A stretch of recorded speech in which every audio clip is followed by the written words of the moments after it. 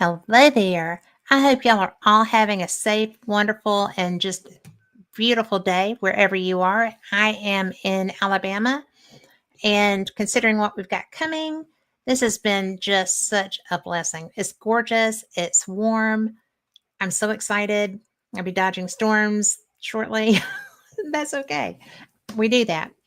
But I do want to give a shout out because today is not just my husband's birthday, it's my grandson's birthday. So David and Braxton, I know y'all have had great days and I love both of you. So I'm really looking forward to having this guest on. I just kind of came across her. She's she's got a whole series of books.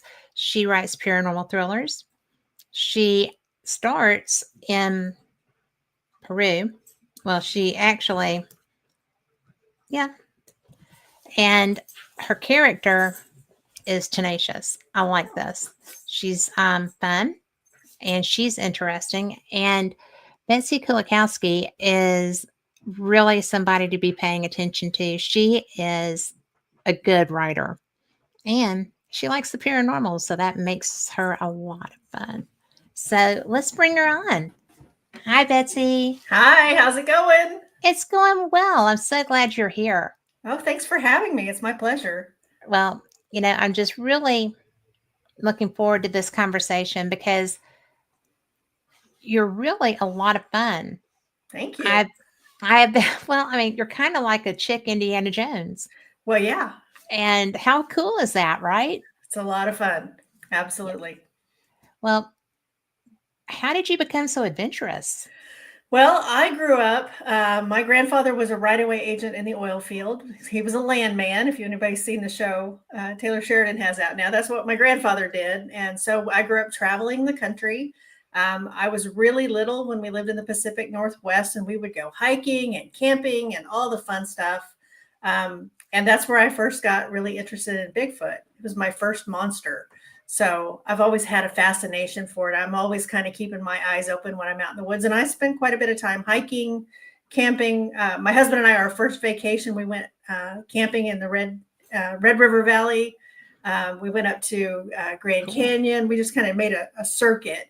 And I didn't realize it at the time, but it was a test to see if I was a good camper because he didn't think he could be married to somebody who couldn't camp. And little did he know that I am the queen of campfire cuisine.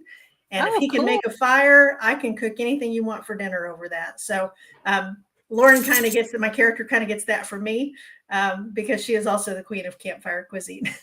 Well, there's got to be a little bit of you in every character that you create. I truly believe that. Yes. I do too, because, it's never boring when you're involved in your own story Yes. and that comes through. Yeah. Yeah. So I think that makes your book exciting. I try to And make it that way. Yeah, for sure. My mother was always very interested in the paranormal, and she kind of got me turned on to doing some ghost hunting. And we're both genealogists and history buffs, so we like to take the science side of it, what we know right. about a location or a place that we're going to go investigate. We'll look up the history of it first, Mhm. and then pay attention to the history because sometimes the history will lead you to the story that's still there being told. Yeah. And so we kind of got kind of into the ghost hunting and the paranormal on that side because of my mom. Yeah. Well, I am almost the opposite because I like to go in and have almost no knowledge. Yeah, I've done that too. And I investigate with people that they're not going to go without knowing everything there, right? Right. And I'm fine with that because it kind of makes us test each other's evidence and experiences and just see what's actually going on. And it's interesting when you can kind of correlate each other's experience. Exactly. Yeah. Yeah, I've done that too. There's times where I like to not know anything, but Yeah. being the history buff I am, sometimes it's really hard not to at least go find the real history, not looking at the paranormal side of it. Well, But it makes it more fun. true, it does. I mean, when I went to Gettysburg for the first time, I had never investigated a place like that.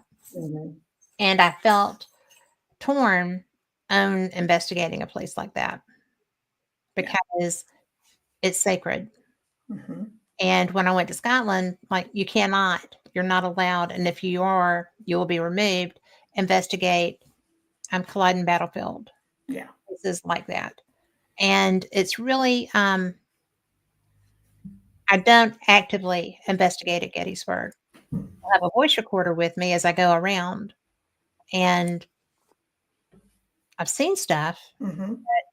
I don't video Yeah. as I figure if something there is showing itself, then it's trusting you. That's exactly right. I've had very interesting experiences at Gettysburg. What was some of them? The one that stands out to me, my mom and I had been out there, and we had done the tour, and we were coming back, and they had reenactors on scene, and there was a reenactor who looked like he was not doing well. He was kind of staggering, and it was really hot. I mean, it was miserable hot. My mom's a nurse, Mhm. so it was like we need to go check on him. And when we turned around, he wasn't there anymore. That's interesting. Yeah. So he really wasn't doing very well. No, he really wasn't. You know, I I I thought I saw reenactors. The first time I was going to Gettysburg, I was driving in, and I'd never been. I Mhm. mean, and I was concentrating on the road, and I looked down, and there was a house like on the edge of some woods, and it was by itself. And I thought there was a reenactment going on, but it was like Thursday afternoon. There's probably not, but Was it she didn't probably at dawn on work? me. And so, you know, I just looked down, I saw him, and I was driving. So, and then when I looked back down, there's nobody at that house. So that was my first before I ever even got to Gettysburg thing. But I didn't know the whole thing was a battlefield. Yeah. It's So a very large location. It's not just one meadow. It's it's the whole city. acres. Yeah. I mean, everywhere. Yeah.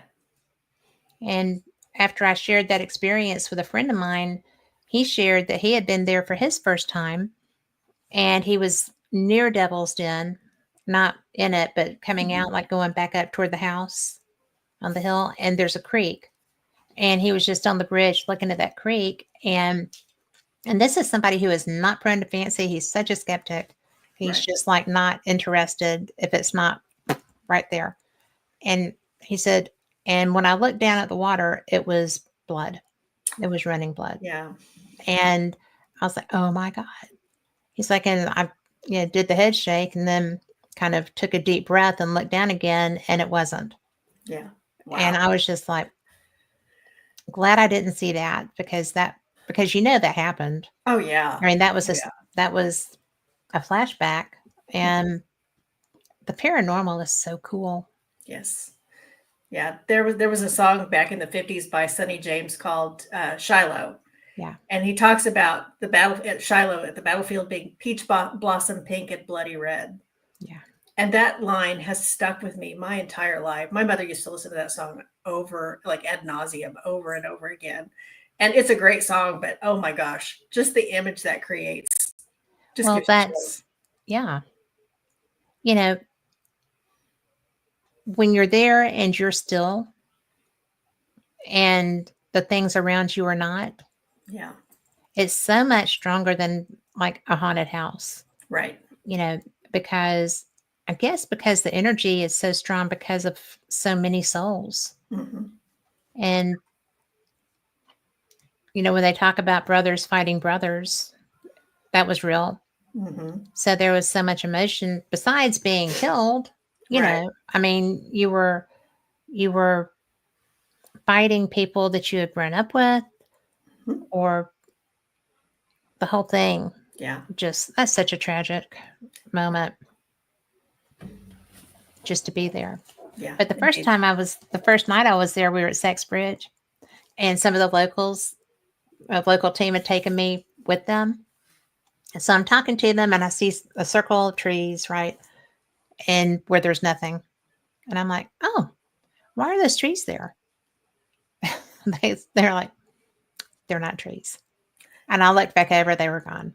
So that was like, people keep disappearing on me in Gettysburg. This is crazy. And then there were people that were just like, I thought they were bunnies. I was so excited because they were bunnies. And they said, those aren't bunnies. And I was like, what is it? He said, they're scouts. They're coming to see what you're doing. And I actually had a camera running at that time because I didn't know. And I just put it down on the ground so that it was filming out across that meadow, and I got footage. So it was like, wow, I can't believe this happened. A, I couldn't believe it happened. B, yeah. Wow. So I'm excited to be going back. Yeah, that'd be cool. But I won't be taking equipment out there with me except for a voice recorder. I learned. So, and I'm going to say hey to Tom McNicholas and to Lori in chat. And, just so people know, I am giving away Fate magazines as just why not, right? It's fun. And I give one away for each show. Fates on Sundays, Paranormal Experience on Wednesdays. And Phyllis sent me 2 cases of magazines because I do read some articles for the show on Sundays if I'm feeling like I'm gonna do that. And this is Tom McNicholas's edition because it came back in the mail because I didn't realize that you have to put more postage on for magazines.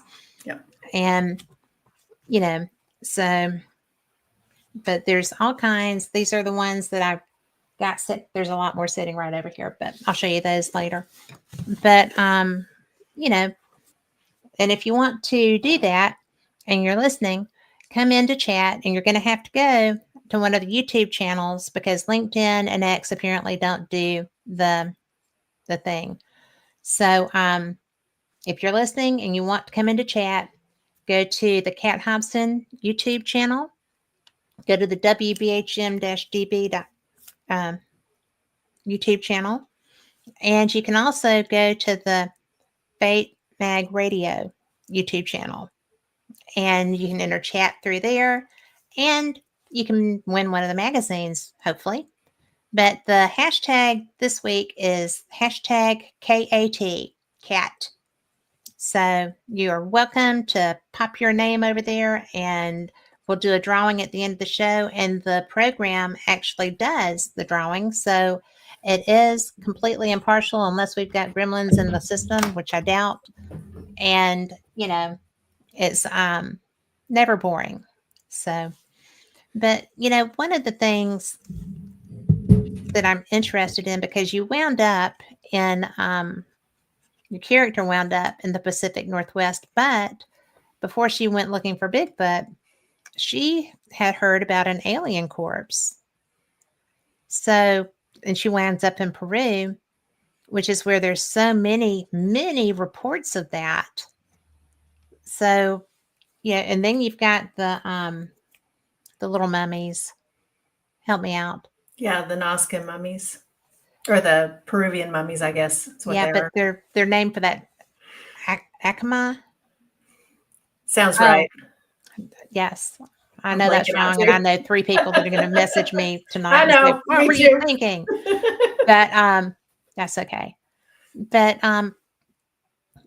those are something that I had a friend. I do have a friend I told you about who does that research. So that's why when you were talking about this, I'm sitting there going, I know somebody that went and did, a forensic testing on these things. So it's so fun to read your book. And I'm like, this could be Chase, but well, let me give the readers or the listeners just a little bit of a backstory on the book series. So the Veritas Codex is, it follows the adventures of Dr. Lauren Grayson, who is a biological anthropologist. And she has a television show on cable called the Veritas Codex. And her team goes out in search of answers to the world's greatest mysteries. So at the beginning of the book, they are in Peru. They're in this cave, and they find this headless chicken man, this corpse. And it ties into the rest of the story later on. But a couple of them get sick on the way back. There's some radiation poisoning involved. And so they kind of leave without a whole lot of answers, which happens on a lot of these paranormal investigation shows. And where the story started was I was, up at 4:00 in the morning one night, couldn't sleep, couldn't get comfortable. And I had on one of the paranormal investigation shows. I think it was Destination Truth. This was back in 2007, 2008. And I'm thinking, we're 6 or 7 seasons into this and we never find anything. Ever. And then I thought, you know what? Maybe they did find something, but it's something they cannot tell us about. And that was kind of the nexus for the whole series. So, I'm always interested in the aliens. I'm interested in the Bigfoot. So we start with my two favorite, the alien, and I went alphabetical order. I did the alphabet. I did the aliens first, and then we transition into the book into the hunt for Bigfoot. Yeah. We're going to circle back around to the aliens. They come back in through periodically, but they go on the hunt for Bigfoot in the Pacific Northwest or at Mount St. Helens, which I grew up in that area, so I kind of know it a little bit. It's been a long time since I was there. But in the middle of the investigation, she disappears. But all the evidence suggests that she was abducted by Bigfoot. So was it aliens? Was it Bigfoot? Well, it's a pity she can't remember because she comes back with amnesia. And so the real mystery becomes what happened to Lauren. Yes. And so being the scientist, she's going to investigate, what happened to me? Why did I disappear? Where did I go? And then all trouble ensues from there. And then every book is a new episode, a new show that they're producing for a different season. And the second book is The Jaguar Queen, and that is set in 2010 or 2012 when the Mayan apocalypse was all the rage. Book 3, we come back to the aliens a little bit more. It's the Alien Accord. Book 4 is the Monk's Grimoire, and the basis of that one was I was watching a program about the Devil's Codex, which is a real book. It's the largest book in humanity. It's like 6 foot tall. I mean, it's huge, 128 pounds. It's a big book. And in my story, there are pages missing from the Devil's Codex. And Lauren has to get them back before the devil gets his hands on them, because if she doesn't, there will be hell to pay. Literally. Yeah. In book 5, we get into the Lost Templar and we get into some of the Templar lore. I have traced my genealogy back to some Templar history, so I'm always interested in that kind of thing. Book 6 is called The Pirate's Curse, and that one was a fun one to write. It's got mermaids and pirates and time travel and the Bermuda Triangle and all that fun stuff. Atlantis. I mean, I threw everything in. You have everything in there. The kitchen sink, totally on that one. And that one was fun to write because my high school mascot was the pirate. So, once a pirate, always a pirate. Yeah. And so my kids went to school at the same school. And so we were in the middle of pirate fever while I was writing that one. And then book 7 is the King's Ransom, which I have with me. It's the latest book to come out, and it is set in the Middle East. And Rowan, who is Lauren's significant other, has gotten involved in. He's in the Middle East looking for some treasure with his professor from college, and they get attacked by pirates, Sudanese pirates, and they are looking for Saddam Hussein's lost Stargate. And that one's it's a little darker, but it's also a lot of mystery involved in that one. And then I'm currently working on, I actually just submitted the manuscript to my publisher, book 8, which is The Sultan's Stone, which will be partially set at the Stanley Hotel. Get out of town. Yes. Oh my gosh. I love the Stanley Hotel. Me too. I love the idea of the Stanley Hotel, but I have stood in that parking lot 3 times and have not been able to walk in the front door. What did you feel like was holding you back? I don't know, but there is something in the top right-hand, top floor, very last window. There's something up there. From the front or the back? From the front. Yeah. I cannot go in there. And I don't know why. And Lauren has a history there too. Yeah. That's really interesting because there's a lot of people who feel that. Mm-hmm. And I had gone to see a friend perform there. And It was weird. Yeah. I've stayed in lots of other haunted hotels. I've stayed in the Sealbuck, the Skirvin, the Stratter, the Arlington here. I've stayed in all those hotels and they don't bother me the way the Stanley does. There's just something there. And I can't explain it. Well, it's definitely a cool place, Mm-hmm. and it's pretty. It's When you beautiful get up to there. where you can go inside, Mm-hmm. it's worth. Yeah. But why do you think that's holding you back so strongly? I've never had a building that affected me like that. And I honestly, I don't know what it is. I think it feels personal, like there's history there. But Well, past never lives been in will there. sneak up on you. Yeah. So I intend to get in there. I'm gonna conquer that, but I haven't done it yet. Maybe you should trust it. Yeah. I Maybe I mean, should. if it's that visceral, Mm-hmm. really, Yeah. because there's a reason, and usually it's for your protection. Yeah. I believe it when the universe tells me this is not for you. I've pushed that before, and it never ends well, No, it doesn't. ever. Whether it's relationships or Mhm. locations. Truth. If it's not working, let it go. Yes, it's not meant for you. Yeah. No matter how fun it looks like it might be. Yeah. So, that's really interesting because you're one of the few people that has actually been honest about saying the Estes, oh no. Yeah. But it's okay. Yeah. We love to go there. We vacationed there many times. I lived in near Durango when I was little for a while when my grandfather was traveling, and we would go up into Colorado, and that was kind of our weekend playground. We'd go all over Colorado, including Estes. And then we've taken the kids, taken the family. We've gone hiking, gone up to Rocky Mountain National Park. Stanley? Nope. Wild. That is wild. Yeah. Because most of the places that you were going to have their own history. Yeah. Because yeah, I've worked disasters. I was a safety professional in my full-time trade. I worked at the World Trade Center. I worked at the Oklahoma City bombing. I've been to Hurricane Katrina. I've been to, I inspected the Charity Hospital in New Orleans after the hurricane. Yeah. And I've been in places that have very dark histories, but none of them have affected me like the Stanley. That's definitely a past life. Yeah. I mean, really. Because I've been to some of the places that you mentioned, and I'm just going to say kudos to you for being able to work the World Trade Center area. Yeah. Because I went when it was cleaned up, and it's there actually was a fire call in the building next to it while I was there, and the guys were finishing up and getting done, and the captain of that battalion was just standing in a doorway looking at the memorial and the face, and you just know he was seeing his friends. Yeah. And so it was eerie. Yeah. I spent 16 days working in the bottom of the pit while they were still doing body recovery.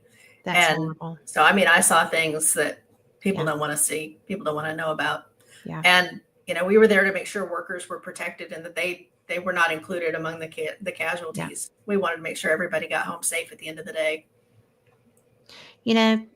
Thank you for doing that kind of job. Thank you. Because I love New Orleans. And I am very attached to the Alabama Gulf Coast. Yeah. So Katrina was so avoidable. That was a wicked storm. The storm was not avoidable. What happened during the storm was very avoidable. Yeah. And I feel like people were not appropriately held accountable for all those deaths. Yeah. And so it's still tragic. And when the quarter feels so different. Yep. Even now. Yeah. And I was there in August last year. So you felt it too then, right? It was definitely different. Yeah. the really thing I find really ironic and very tragic about this is it was almost the exact same storm as Hurricane Betsey in 1965. Yeah.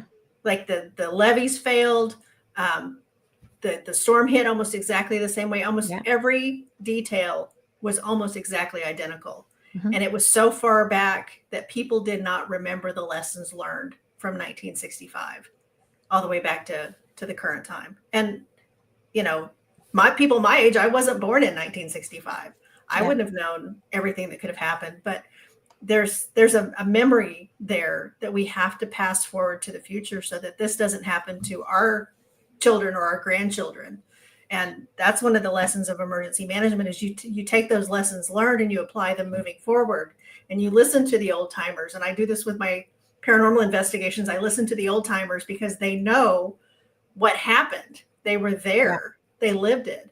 And that's one of the things I always try to do when I'm doing a paranormal investigation is I try to find who's been there the longest, talk to the neighbors, talk to people in the community, because that history is still there. Well, it is. And yeah, the best part is that's living history. Mm-hmm. And, you know, with New Orleans, I'm going to revisit that. Mm-hmm. That is all about having effective and honest people, because there were pump motors sitting beside the defective ones. They had everything run up over them, and nobody could be bothered to actually replace them. Yeah. And that was probably what got me the most when I went back, was that knowledge. And I worked for a company that did refrigeration construction and maintenance. And I had people living in campers in Plaquemine Parish for, forever. Spent a couple of days down in Plaquemine. I got to know that area really well. I could tell some stories from Plaquemine. Oh, I bet you could, because there's a lot of stories to tell about Plaquemine Parish. I'm an Oklahoma girl. I was born and raised in Oklahoma. I live in Arkansas now, but at the time I had always lived in Oklahoma, other than when we were traveling with my grandfather. And I actually had to do a safety intervention on alligator safety, because we caught some guys that were tormenting a 14-foot bull alligator with a 6-foot 2x4 and trying to decide if they could barbecue it. So I got to do a little safety education on alligator safety. So basically, the answer is no. They were going to be lunch as opposed to the other way around. To be tasty in about 2 weeks after you rot nice and tasty. So the bad part is people don't know, but if they get those front 2 feet up on the ground, you don't stand a chance. Oh, there's 0 to 70 speed. Yeah. It's astounding. They thought because they were standing back by the tail that they were safe. I'm like, oh no, they use that tail to take the legs off of a critter, like a bull or a or cow. like you. Or you. Yeah, That's exactly. Crazy. I can't believe people are doing that. Then they drag you down into the bar ditch and stuff you in there and let you rot until you're nice and tasty. And no, that's not a good thing. No, that is one thing. I don't like reptiles. Yeah. That's my thing. Not a fan. And it's so crazy when I will eat alligator, but I will not irritate an alligator. Exactly. So snakes and sharks. I don't do either one. I tell people I live in inland because they can't get me here. The sharks can't. Snakes, they're everywhere. So I hate snakes. I don't like them. I am worse than Indiana Jones about a snake. Yep. But that actually, that had to come in as part of the job also when you were down post Katrina, because everything got washed ashore. Oh yeah. And up into the backwaters. And I know in Gulf Shores we had a lot of damage from that storm too. But nothing, we didn't have the flooding like that because but it's crazy. Yeah. There was a day we were in one of the landfills and they had a giant grappling hook that was picking up debris and moving it. And I'm like, oh, there's roots falling out of that. And then I realized the roots were moving and it was snakes, not just a snake. It was snakes. Like Indiana Jones' worst nightmare snakes. Yeah, or mine. Oh Yeah. my God. Well, very much Gosh. Indiana Jones here, so not a fan. Not a fan. I would have just, Yeah. I couldn't have gone back. I could Yeah. not. Yeah, I run away. Yeah, fast. Oh my Everything gosh. is And you safe know, enough they're all until it isn't. poisonous. Yeah, In exactly. that scenario, they would all be poisonous Mhm. because Yeah. the ones that weren't would be dead. Right. So, good Lord. Yeah. Okay, moving on. What were we talking about before we started? Ah, well, we're talking about Lauren and the alien. Yeah. So, where did because she's a jam up reporter. Mhm. She really is. So, how did she get involved with an alien story? It one of the things that when I was writing the series, when I first started, and I was trying to, there's this endless balance between plot and character, and I wanted, all these other investigation shows. They got guys, they're dudes out there doing this, and I wanted that strong female lead. I wanted a hero for all the girls who were like me, who didn't mind running around in the woods and things like that. And so, just the whole alien encounter was like really kind of a natural first start for her, as part of her television show, that they were down in this area. There were these caves. There were all kinds of legends about UFOs. And so they go down into this cave, and she's absolutely claustrophobic to the nth degree. So I'm sure they had to drag her in kicking and screaming. And they take her down into this long, deep cavern, which they have quite a few of down there. Yeah. And they find this depression with this alien body in it.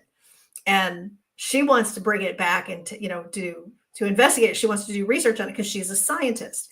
And that was really important to me, as I did not want my characters running around screaming in the woods, like, at night at squirrels and things like that. I wanted them I wanted her to follow that scientific method.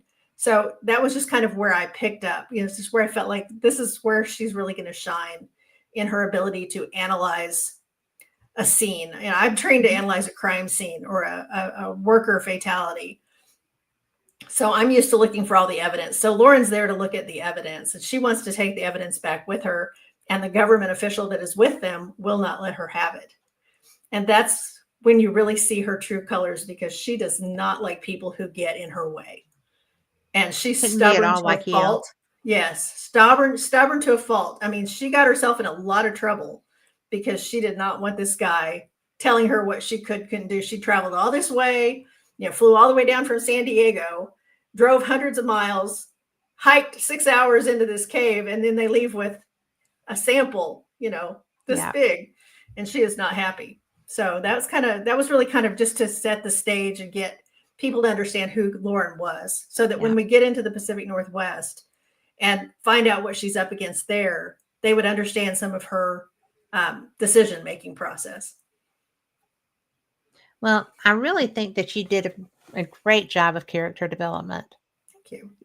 It's so hard, especially with the first book, to be able to do that.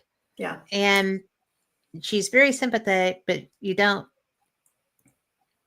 feel like she needs your sympathy. Right. But she can definitely, I guess she resonates more than she's sympathetic. But I have known Lauren for a long time. Again, she's the first character that kind of came forward when I started writing this book. And I started writing it in 2007, 2008. Okay. And so I had written the first book and thought, okay, well, that was fun. And, I didn't really have a path to publication. I didn't know what I was going to do with the book. I really didn't think anybody'd ever read it, because I wrote it for practice. Right. And I thought, well, I can do whatever I want to do because nobody's going to read it. I can have anything happen. But when I got done with it, I'm like, okay, that was fun. And then 2012 came along and the whole Mayan apocalypse. I thought, here's an opportunity for Lauren. They're going to have to go do an investigation in, Chichen Itza. And so I wrote all of book 2. Okay, that was fun. Nobody's ever going to read it. This is still just for practice. Let's write another one. I had 4 of them done.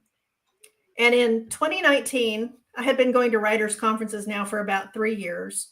And I was sitting at WriterCon, which is my home writing conference in Oklahoma City that I go to. It's every Labor Day weekend in Oklahoma City. And So I went to that and I'm taking notes in one of the sessions. I don't even remember what was going on, what session it was, but I found it in my notes later. And I had written a note that said, within the next year, I'm going to do one thing that's going to get me invited to come speak at this writers conference next year. Because I spoke at safety conferences all the time. It was a natural progression. But I had to do something worthy to be, to get some street cred, so to speak. And that year they announced that in February of 2020, they were going to host a writing cruise, which was basically a workshop at sea. Mm-hmm. You send your book in ahead of time. They'll read it, assign you to a coach, and then you guys workshop it on the ship.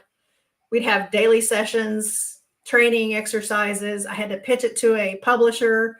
And I thought, well, if I'm going to do this, I'm going to send the book that I'm scared for somebody to read, which was what would become the Veritas Codex. It had another title at the time.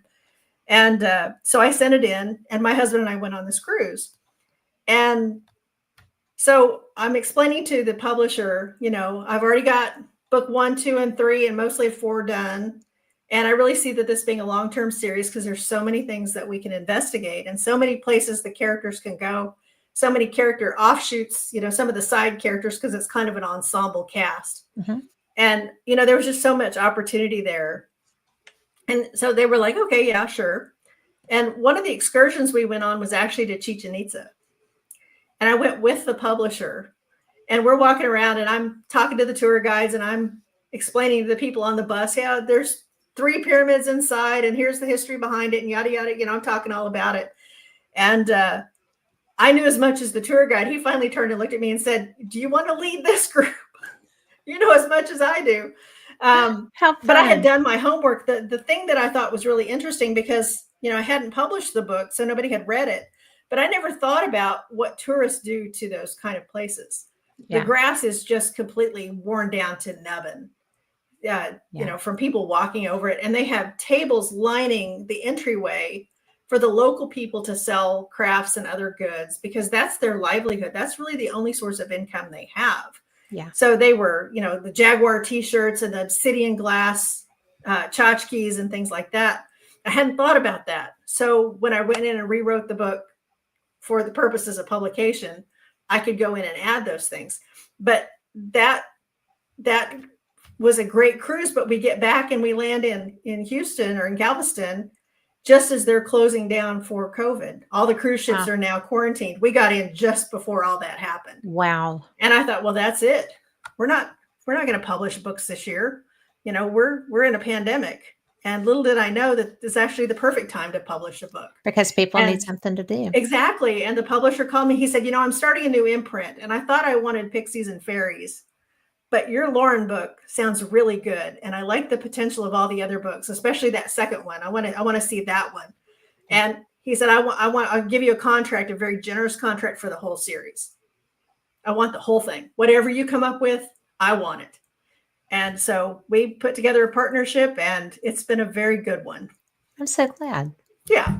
Without an agent, which never happens. That doesn't. I was just going to say, holy crap. That doesn't work that way. Yeah. Lucky me. That's awesome though. Yeah. That just speaks volumes for the potential that he saw in your writing, which I see that too. Yeah. And then as soon as the first book came out, the paranormal community, I was really surprised, reached out to me. Brandon Marsh at the Para-Unity podcast was the first person who asked me to be on a podcast and had read the book and he was 100% on board. We've developed a great friendship as a result, and it's one of those things that once you're in, you're in. And it's things I've been doing my whole life already. I didn't know there was a community for it. Yeah. But that's the thing about a book. There's a community for any kind of book that you want to write if you want to be a writer. I have seen that with several of my friends, and there's somebody in the chat room who is very, how's that going? But it's funny because it's hard. I find it very hard just to let loose and let it go and be done. Yeah. Because it's like you're your own worst critic. How did you get around that? Well, because I was writing the book for practice and nobody was ever going to read it. I didn't care. It was just throw spaghetti on the wall and see what sticks. When it came time to actually publish and put things together, I was very very worried about that. I suffer, and I speak about this at writers' conferences. I suffer from imposter syndrome. I think a Yes. lot of people do, writers especially, but even more so, women tend to do that more than gentlemen do. So I had to overcome that, and learning that it was just an obstacle, that was a perception, not reality, was the first thing. Learning my craft and how to be a good writer helped a lot. And I made all kinds of mistakes in the first book. And if somebody read the first book and picked up the latest book, they'd think it was written by two different people. I've grown as an author. So I hope that gives readers something to look forward to. If you find a typo, let me know, because I can have that fixed instantly. And the next person who buys a book won't have that typo in it. Yeah. And then you have a collector's edition because it's unique. It has an error in it. It's like money from the mint that gets printed wrong is worth Yes. a lot more money. So if you get one of the older books that doesn't have all the typos fixed, you've got a treasure there. And I'm actually going to be doing a session called Typos Are Like Bigfoot. You know they're there, but you can't find them. Until somebody else does. Until somebody else does, exactly. And they all come out blurry anyway, so you can fix it. That's fun. Yeah, it's a challenge to especially when you write from your heart and you write something that you're passionate about. You worry about being judged, but you come to a point where you realize that if somebody doesn't like your book, it's not because it's a bad book. It's because they're not the right person for that book. And it's about a relationship. You get a relationship with your readers, and the reader gets a relationship with you in return because they see the inner workings of your heart that you put down on that page. That's a great, that's great. Yeah. Because I have a friend who is on his third book now, and I've been working on my first one. Actually, I've worked on 3 at one time. Yeah. And haven't done anything with any of those because I'm just not comfortable with that yet. Yeah. You'll come to that point. The important thing is to just keep writing, because my publisher says this all the time. You cannot fail if you refuse to quit. That's excellent. Yeah. So just keep writing it. And it doesn't have to be perfect. It just has to be written. That's what editors are for. Well, I think everybody is their own worst critic. Mm-hmm. And that's pretty much the case. Yeah. Yeah. And it's such a big and you know what's really funny is that I'm perceived as fearless in a lot of ways. Oh yeah. The most fearless people are often the ones who are just terrified and doing it anyway. Well, doing it anyway is what you do. Exactly. So, well, when you started doing, I want to kick back to the paranormal. Sure. And so the Stanley wigs you out. Mm-hmm. What is your favorite place that you've been that you felt like called you? Yes. That would be Fort Reno in Reno, Oklahoma. It's an old Indian fort from the turn of the century, before Oklahoma was a state. Okay. And it's one of the most active places I've ever been. And I've done more investigations there than anywhere else. I had gone out there one night with of course, my mom's involved in this because she and I, we run together on that one. We had gone out there, and she'd done enough genealogy work out there and done some research and helped out with a couple of investigations on some of the records that they were looking for. So she had kind of gotten in with everybody there. And so we would just kind of go out and hang out, kind of make sure people stayed where they were supposed to be. We weren't like official tour guides or guards or anything like that. We were just helping out. And so one of the things that I would do, very much like what Lauren would do, is I would always go and do a baseline walkthrough. Before it got dark, I would go walk around the buildings, check for broken glass, look for hazards, because I can't see in the dark to save my life, which is the bad thing for a paranormal investigator. You need to be able to see in the dark. So, if it weren't for the cheaters, I wouldn't be able to do it. But I'd walk through, look for hazards. I'm doing my safety thing. And so I had gone through, they have an old Victorian house that was built for one of the officers' wives. Her father sent out the materials because he didn't want his daughter in a teepee. And so he made sure she had a proper house out there on the prairie. And so that was one of the most active buildings on the facility. And I had gone through and taken pictures in all the windows. I had, checked for those hazards and done that walkthrough.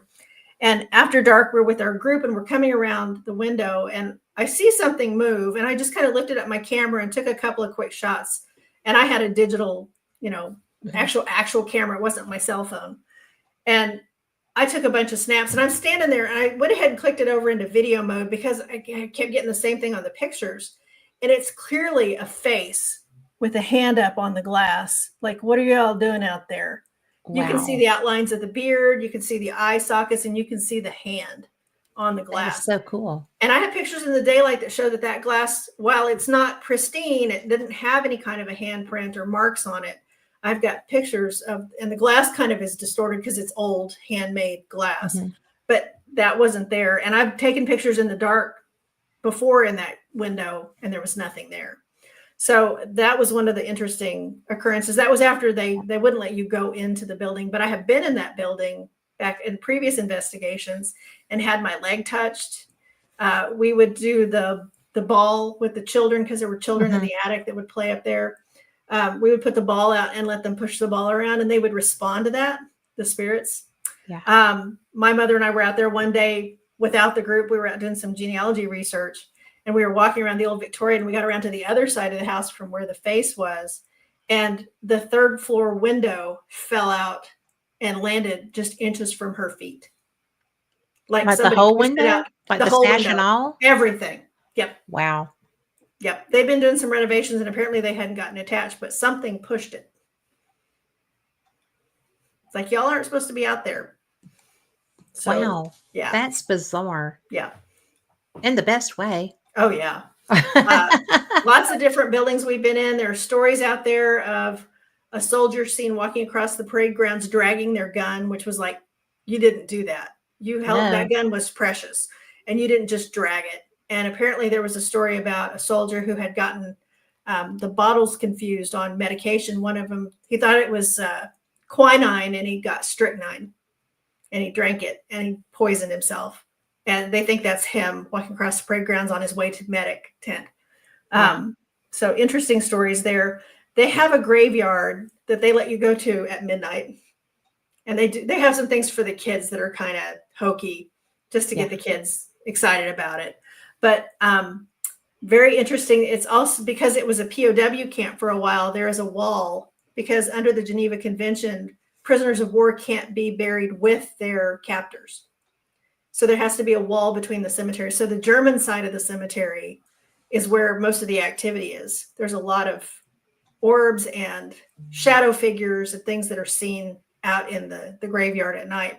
And I got some pictures of some very interesting, faces in an orb. You don't see that very often. I love those. Those are so rare. Yeah. But the other thing that they do out there is they have a very active historical society. And they do a thing called tombstone tales. And they do this usually around Halloween. And they actually, during the daylight, people can come and tour the cemetery. And they have people stationed at each of the graves telling that person's story in their own words.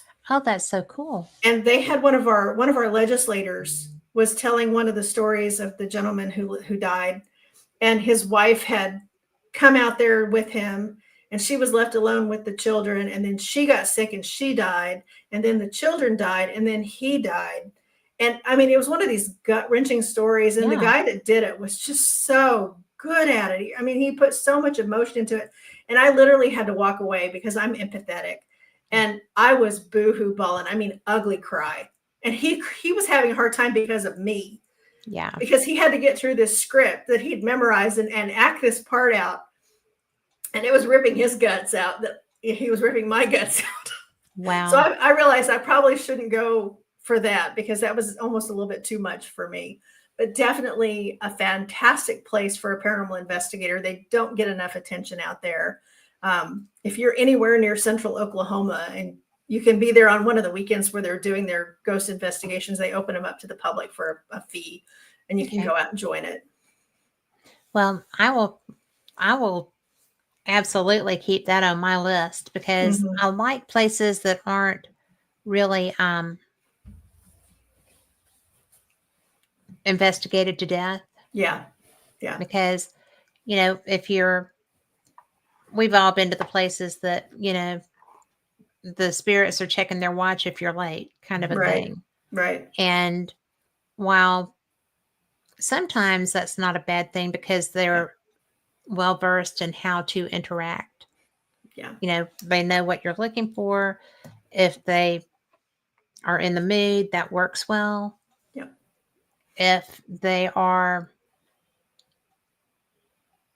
not, that can sometimes be a knock on the head or something. Right.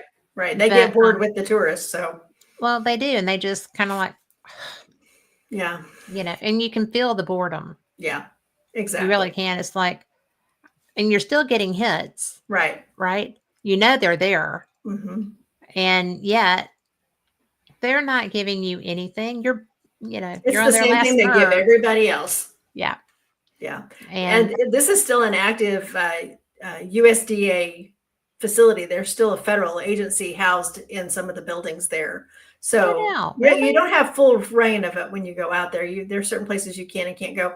One of the most beautiful places they have is the German POWs actually built a cathedral. They built a church because Oh, they wow. were so well treated there that they wanted to thank they were carpenters. And so they said, let us use our trade to give this to you as a gift from us because you've treated us well. And so they built this beautiful all wood cathedral, and it's very active. There's been a lot of things go on there. I haven't had any experiences in there personally, but you can feel it when you walk in. It's a sacred place, but there's still people who live there who are still there. Yeah. It's interesting that you said it the way you did, because I find that different places are sacred for different reasons, Mm-hmm. But in that instance, that's so special. Yeah. I mean, just beyond. Yeah. But a place, and my husband is not sensitive in that Mm-hmm. way. He's a Right. very sensitive man, but he's not sensitive like, Like we you know, are. yeah. But we were in Sedona, Mm-hmm. and hi Raymond. And oh, you got Ghost in the Valley podcast in there saying, hey, it's Al Cooley. Hi, Cal. How's it going? And yeah, it's so funny because we walked into Cathedral of the Cross there, Mm-hmm. and I knew what was coming. And I didn't tell him because that's not really his thing, right? I just wanted him to experience it and enjoy it. Mm-hmm. And we were in there, and he just kind of looked over at me and he was like, what is that? Yeah. I said, A, we're on a vortex. Yeah. But B, it's a cathedral. Yeah. I mean, There's and he two just kind of forces looked, here. yeah. And he just kind of looked at me and said, should we light a candle or something for the kids? And I'm like, well, Yeah. we're not Catholic, but yeah, we can do Yeah. that. Can't hurt. Can't hurt. Right. And so that was from my perspective, that was really interesting Mm-hmm. because, we've gone places that I wanted to investigate, and he's just like, okay. Yeah. But he will help me triangulate with, we were at a battlefield outside of Nashville, and I was just trying to get my recorders around this area so that, I could, triangulate. And I was struggling, and he actually looked at me and said, do you want me to hold one of those for you? Because, you need these placed like that. Yeah. And I'm like, yeah, He it is was so, sensitive in that way. yes, he's that kind of sensitive, Yeah. Yeah. but he really is. And he wouldn't say it, but I feel like he's sensitive to spirits too, but he would never, Yeah. Yeah. because he's an engineering mind. Right. So Yeah. My husband's always happy to go along to drive and make sure we eat and all that yes, kind of stuff, but he's yeah, not into the woo woo stuff. It's like, yeah, it's okay. It's David's not. fine. Yeah. Yeah. Yeah. Well, And you do need a driver I sometimes. tell you what, it's been interesting to me because of my career and what I've done. I've been a building inspector, and I've gotten to go into a lot of old buildings.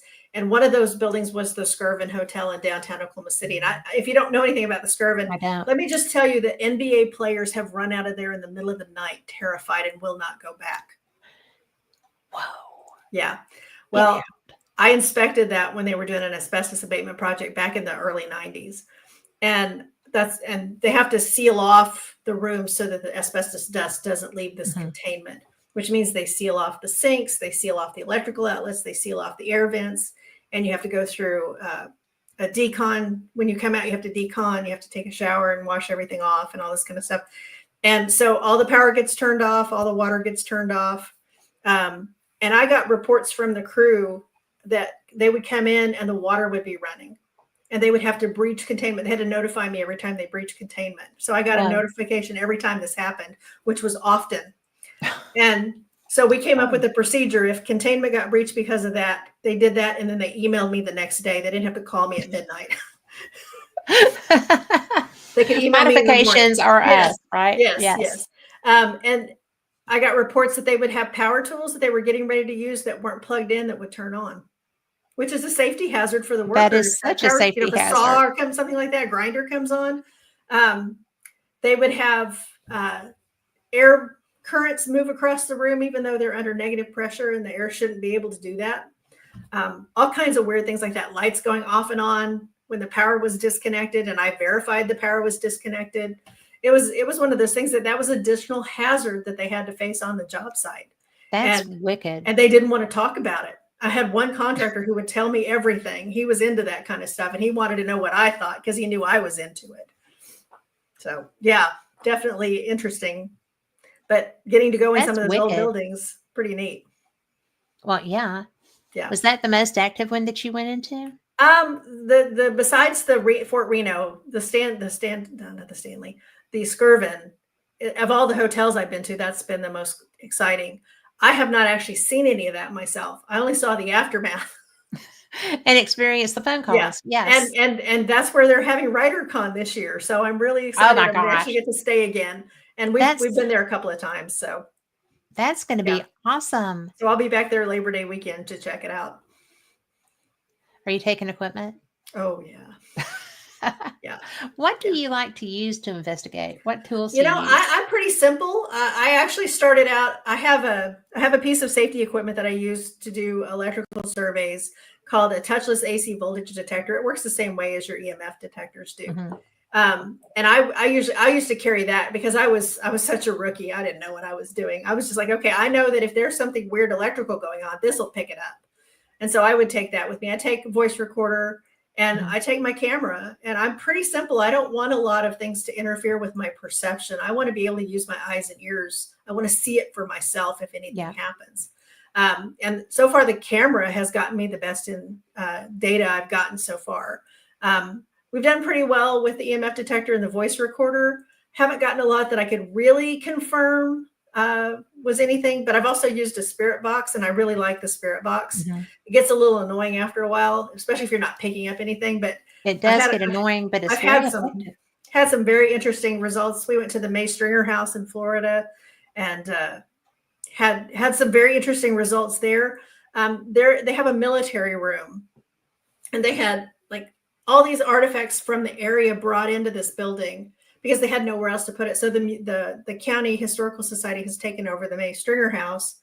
And so all these artifacts have come in that are not associated with that building, including gravestones. They had some gravestones that were stolen from a cemetery and were found in a pawn shop. And so they took possession of those because of the historical significance of them. And they now have them at that house. And most of them are outside.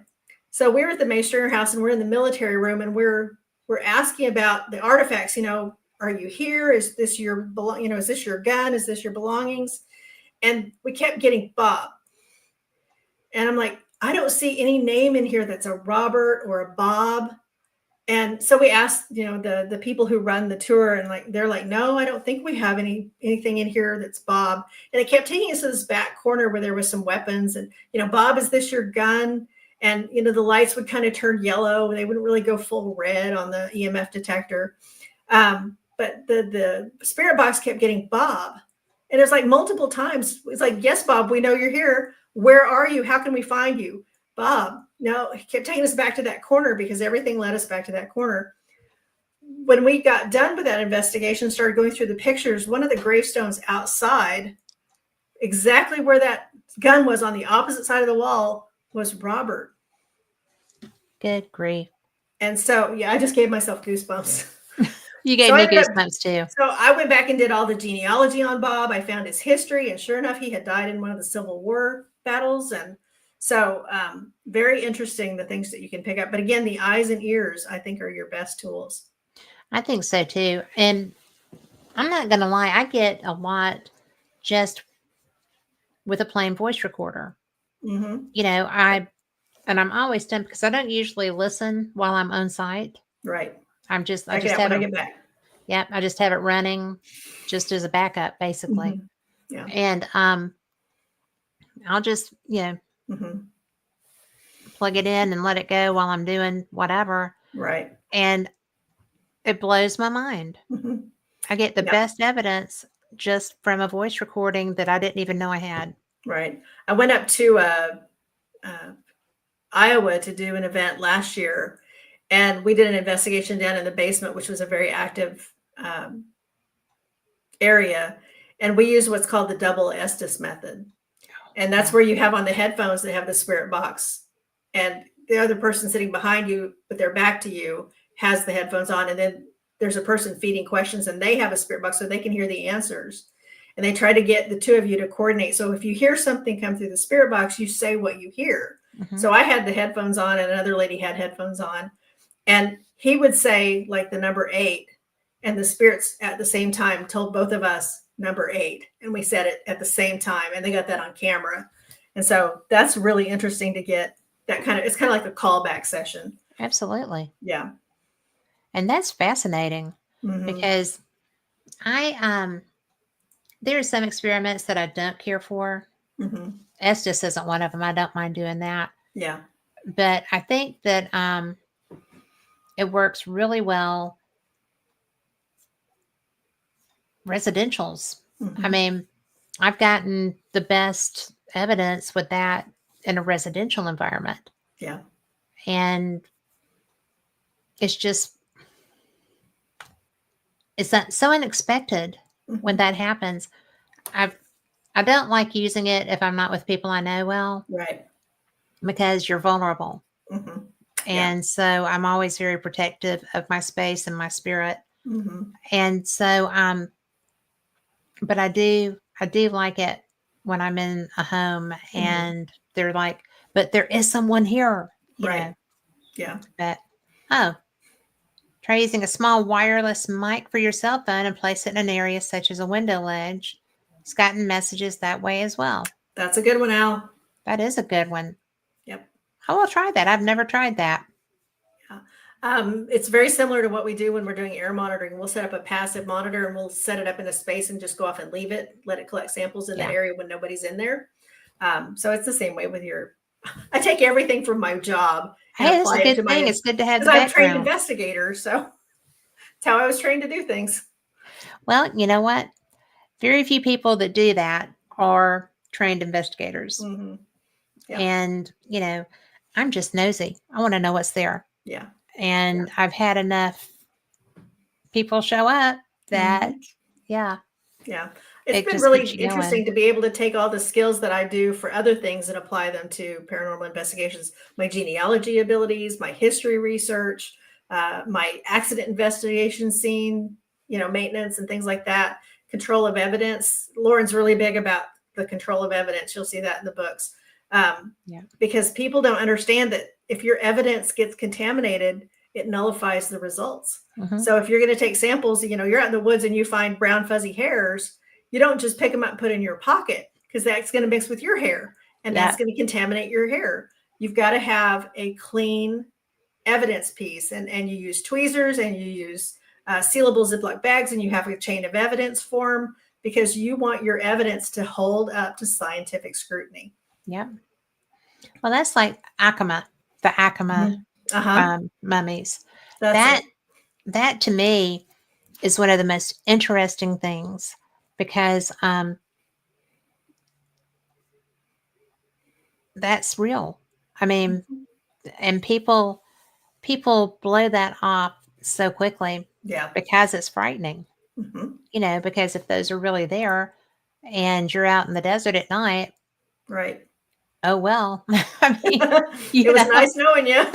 it's because nobody knows anything about them. Yeah. And, and I found that a lot of the times the people that discredit the loudest are the people that live with more fear, Yes. because especially, maybe not especially, but particularly with Bigfoot, there's a guy here and he is a great Bigfoot researcher. Mhm. And his group, I think, is Alabama Bigfoot and Paranormal, or might transpose that. But I've seen his evidence, and I've seen a juvenile Bigfoot get up and walk away from a tree as the guy's filming over his shoulder walking out of the woods. Mm-hmm. And I've seen other evidence that he has had too. And his name's Jonathan Odom, and he really is great at that, and he's pretty fearless, which I'm not. But I mean, he goes into the woods by himself all the time. Yeah. And I'm not going. Well, I am female. Yeah. It's So a little different for us. We have to kind of protect ourselves. Yeah. A little different. And I just think that people that do that, and he's gotten good evidence, and he's very dedicated, and that's probably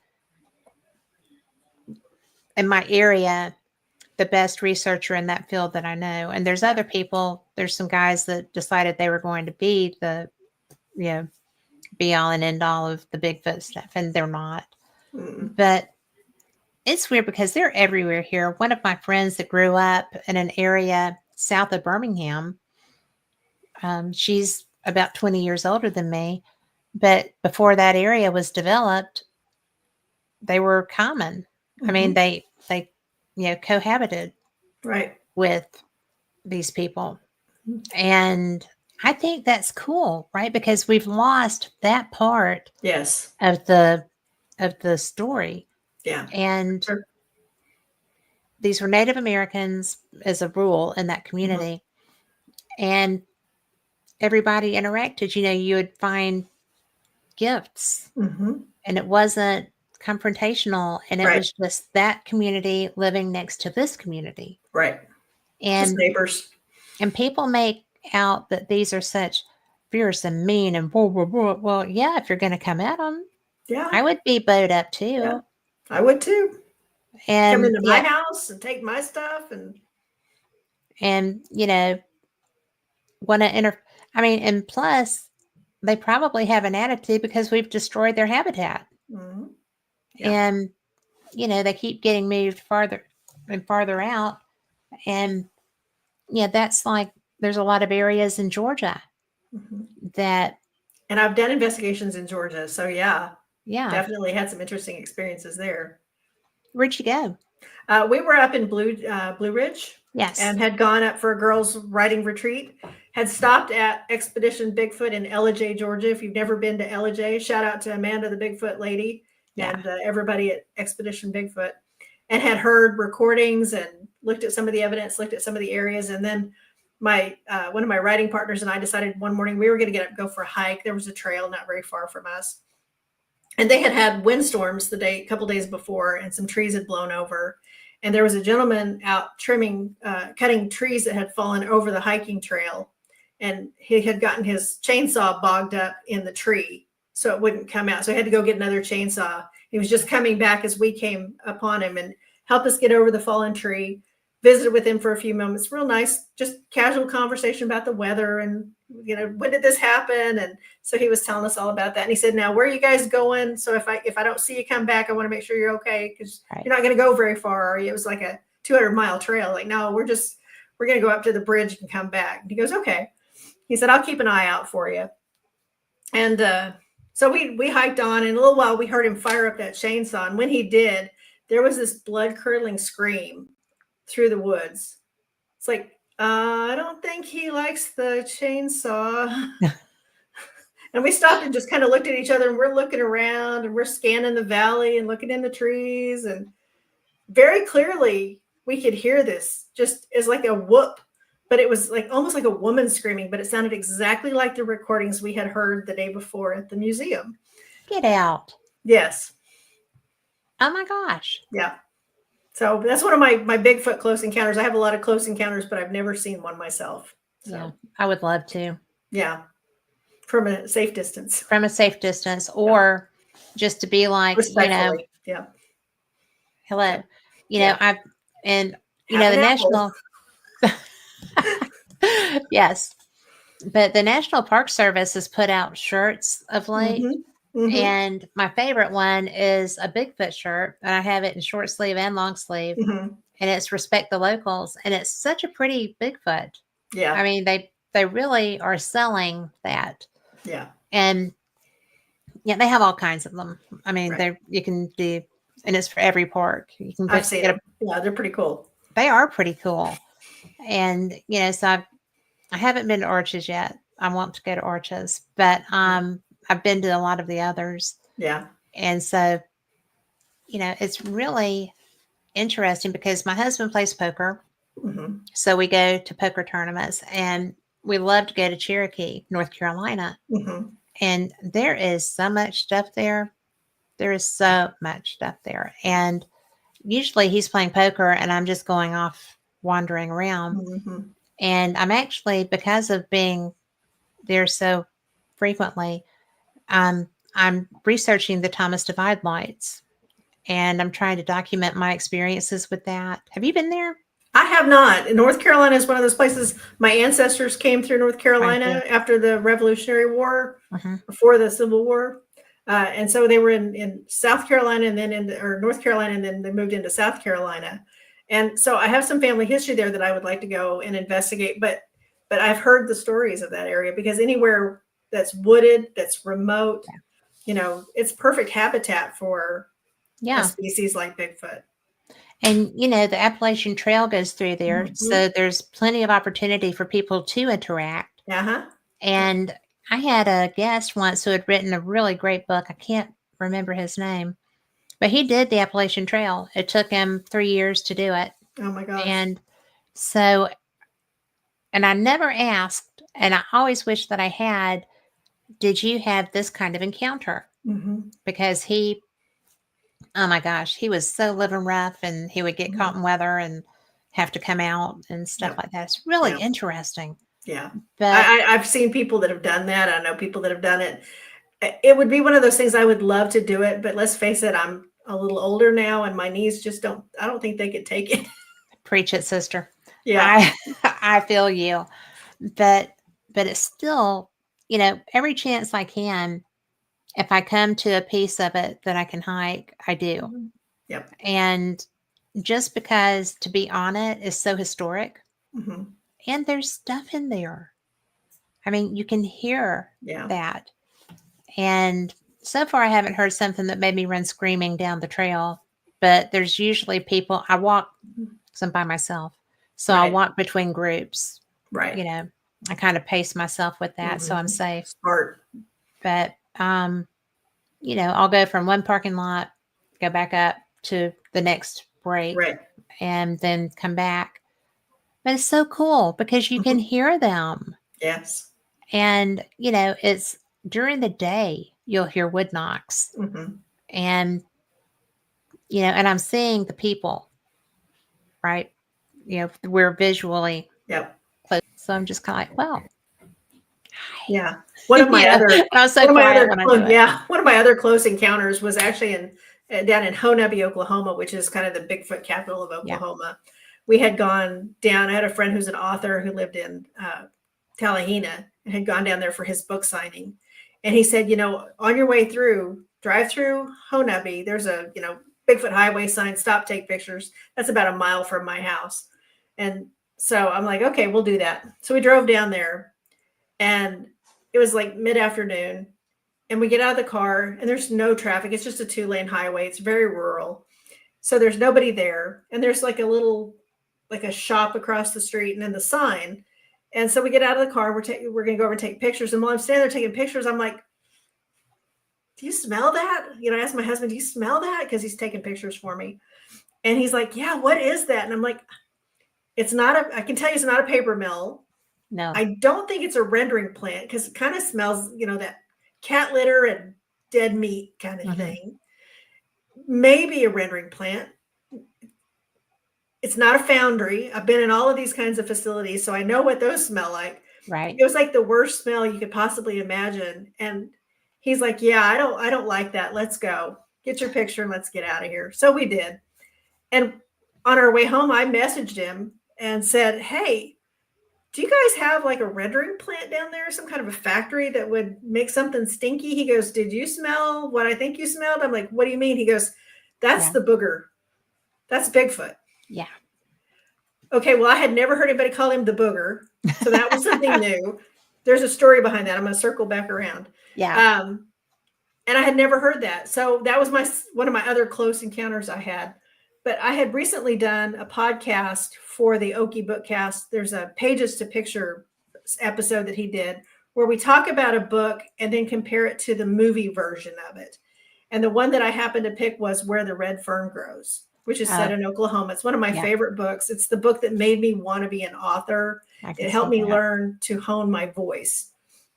And I had to go back and reread it. And I've gotten to the point where I cannot read the last 3 chapters because they're just too sad. And I just don't like to do that to myself anymore. But I had to go back in and reread it just so I was ready for this conversation. And there's a scene where they're getting ready to go on a big raccoon hunt. And the boy makes a comment that he hadn't seen anybody that jumpy since their mule saw the booger. Oh my gosh. I had no idea Bigfoot is in Where the Red Fern Grows. Oh my God. Not in the movie. It's in the book. That's so cool. Yeah. And I found Bigfoot. And you didn't even know all those times that you read it before that's who that was. I've read it to the children like 10 years before. So I know I had seen it, but I never put 2 and 2 together because I never thought about Bigfoot being the booger. Yeah. So small world. Wicked cool though. Mm-hmm. I love that. Yeah. Well, I know that I can't believe you have 7 books coming on 8. Yeah. You know, I've already written 9, 10, 11, and most of 12. Get out of town. At least in first draft. Yeah. Wow. I'm very prolific. I write when other people watch TV, I'm writing. Yeah. Well, I don't watch TV either. I'm too busy writing. I have 2 or 3 shows that I like, period. Right. Yep.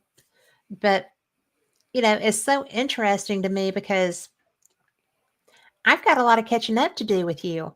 To read all your books. I'm told they're fast reads, but if you're a slow reader, take your time, enjoy them. There's no need to hurry. They'll still be there. Yeah. Well, I am not a slow reader. I am good. You know, it's my favorite. But how do you? I want to go back to the Bigfoot, but yeah, you're writing. But before we do, how do you? Because you have to have a different adventure type thing with each book. And that's a lot of adventures to come up with. Yeah. Where do you pull those out of? A lot of it's just the things that I'm really interested in. You won't find one on Mothman. You won't find one too much. I mentioned Chupacabra.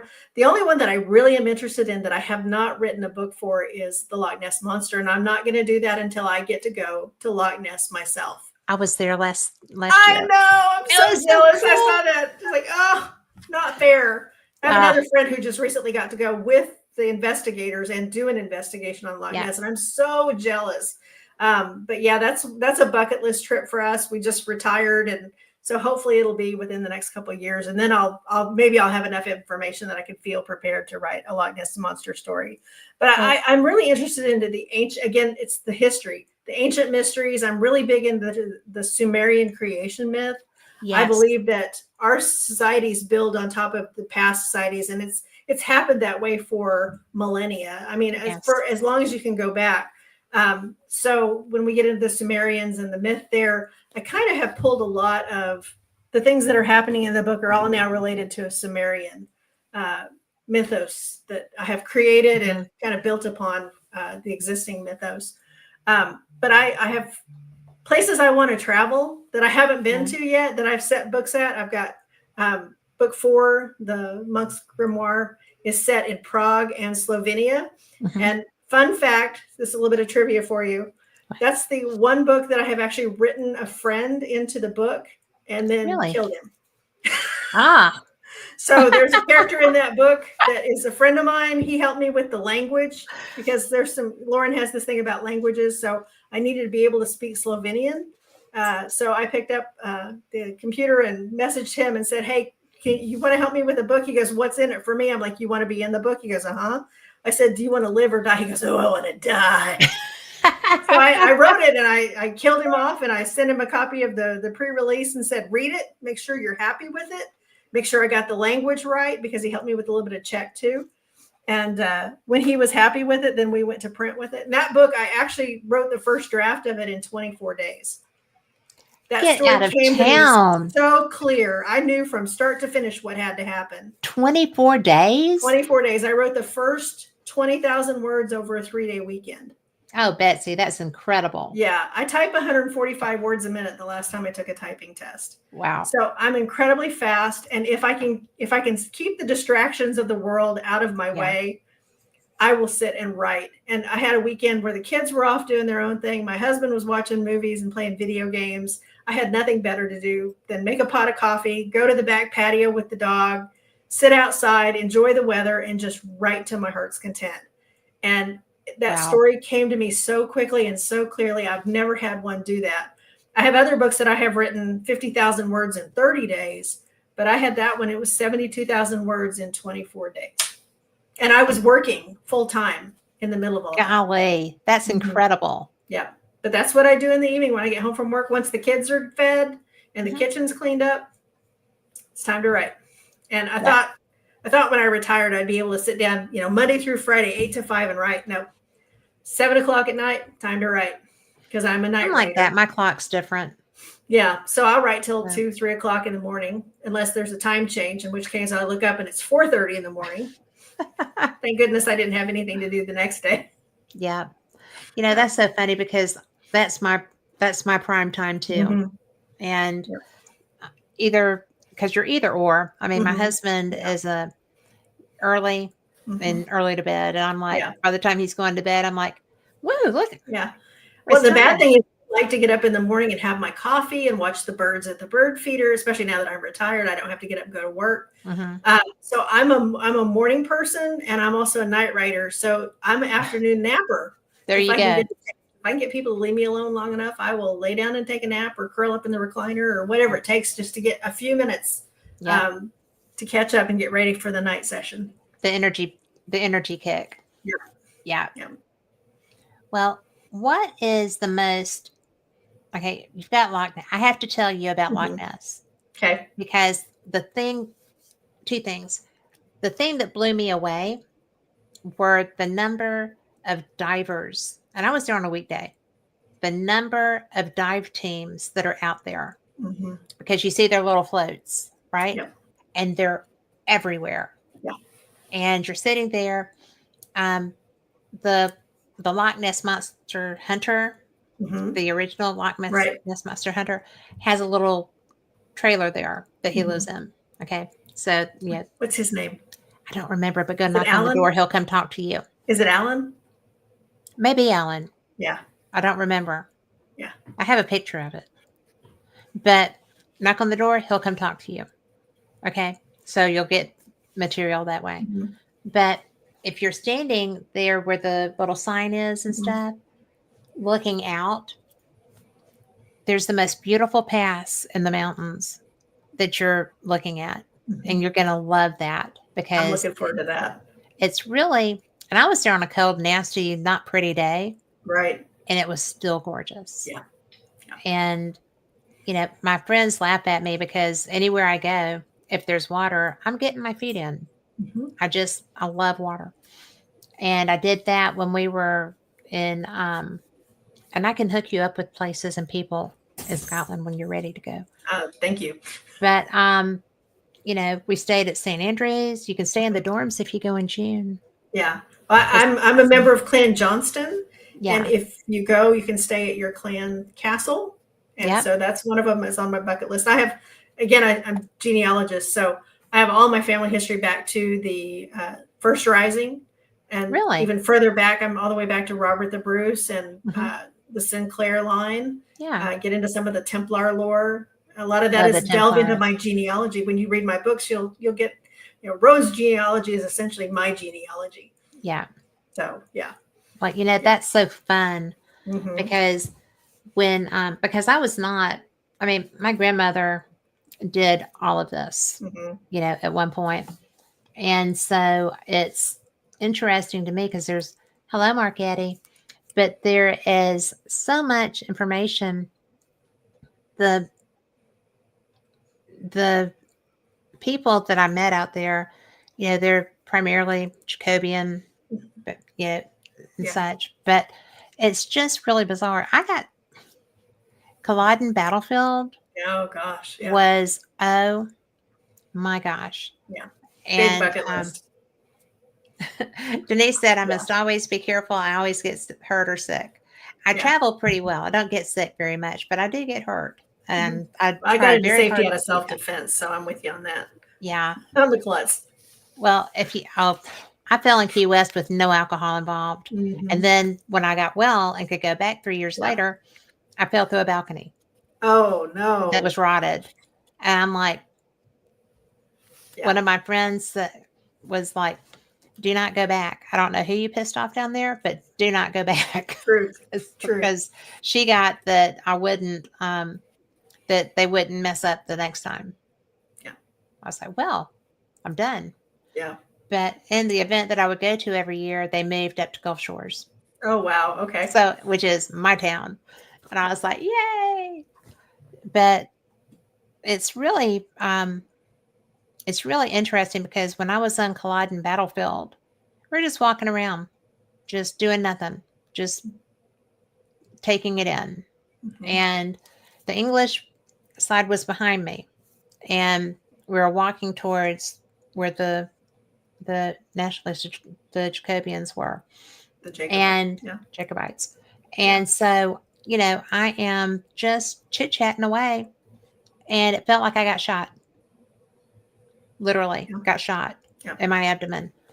And I was just like, oh, okay. Mm-hmm. And, so I don't,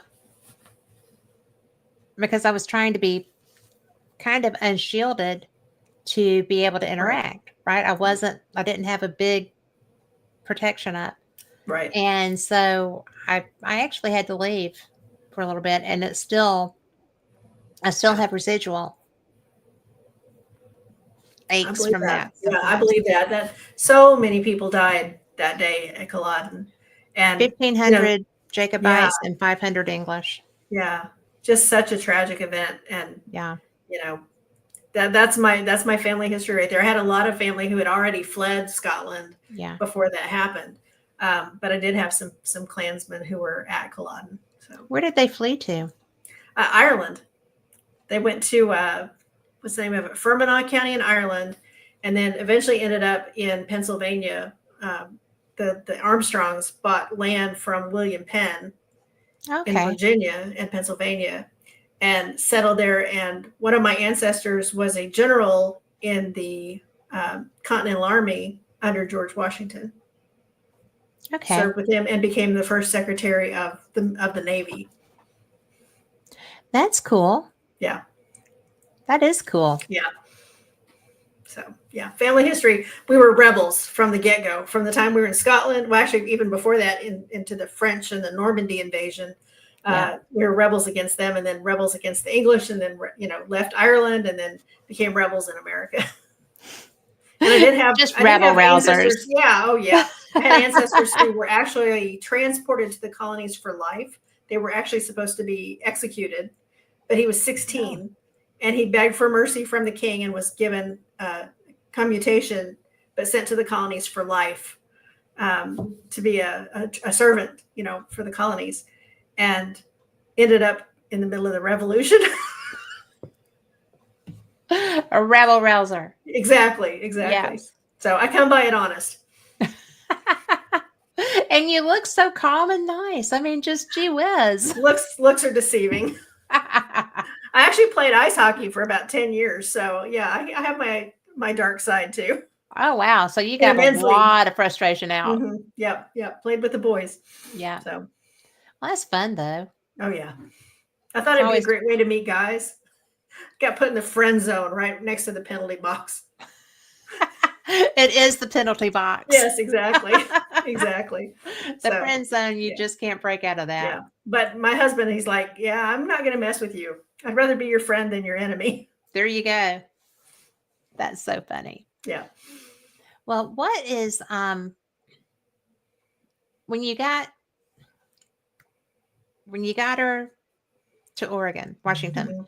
Yeah. you know, when she's roaming the Pacific Northwest in Mhm. search of how did it's so interesting that you went from Peruvian Mhm. aliens and you're roaming the Pacific Northwest. And, you know, did you talk to people that do the Olympian Project or? I didn't, because back then I didn't know all the different communities that were out there. I did, I grew up watching TV shows like In Search of Yeah. and Ripley's Believe It or Not. So, I had always kind of had that fascination. The internet, by the time I wrote the book, had access to everything available that was on the internet. This is 2008, 2009. Mm-hmm. Was watching all these shows on Discovery, Travel Channel, Sci-Fi Channel. It was the hot thing, but Yes. there were no really books about it. But I did find a couple of books in our library by different people, and who they were, I probably couldn't tell you now. But I had done all kinds of research. I had gotten on Google Earth to see the topography. Yeah. Talked to people who lived in the area and said, "Hey, when you go up there, would you check this for me? I have a friend that lives in Seattle." I would ask them to do some research for me. And I always try to go to the places I write about, hopefully before I write about them, or at least before I publish them. It doesn't always work out that way, but I didn't get a chance to do that with Mount St. Helens. I'd been there when I was a kid, Mm-hmm. but I hadn't been there since. So I was writing from that childhood memory and that childhood sense of wonder, which I Yeah. think books need. I think They do. it's that sense of wonder we crave. Adventurers, especially like us, we want to know what's out there. And all my books begin like with a what if question. What if they found Bigfoot, but they can't tell us? That's kind of the tagline of the series. It's a truth they could never tell. Mm-hmm. So I had all kinds of opportunities like that to do my investigation, to do my research. But Google Earth was probably one of my best friends, because I could actually drop a pin and say, okay, here I'm at the visitor center. What do I see? And do that 360-degree sweep. But we got to go there in 2022, actually go and walk some of the hiking trails and some of the trails that they talk about that I talk about in the book. The few things I didn't get quite right was there are roads everywhere. I make them hike. I could have put them in a truck and driven them up there, but no, I made them hike through the wilderness. It builds their character. Exactly. So, somebody told me once that I had gotten something wrong in a book, and I said, "You realize I write fiction? I made up all of this. This is my world. Oh my gosh, that's You so can't tell me funny. what's wrong in my world, because in my world, that's how it is." In my world, I'm always right. Yes. If you don't like how I write it, you go write your book. That's so funny. Yeah. But how complimentary that Mhm. they thought that was the way, Yeah, it should that be. they didn't recognize that was, Yeah. yeah, that's a big compliment. Yeah, I thought so. Yeah. So that's so cool. Yeah. Well, what is the most bizarre location that you have dropped her into? Oh boy. Let's see. I think my favorite place that she gets to go is this church in Slovenia that's actually an ossuary.